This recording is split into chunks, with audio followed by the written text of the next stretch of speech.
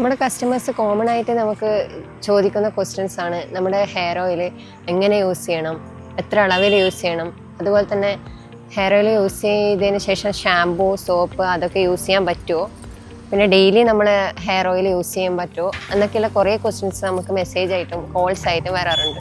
ആദ്യമായിട്ട് ദ്രവ്യ hair oil use ചെയ്യുന്ന ആൾക്കാരാണെങ്കിൽ മൂർദാവിൽ 10 മിനിറ്റ് വെച്ചതിന് ശേഷം വാഷ് ചെയ്ത് കളയുക.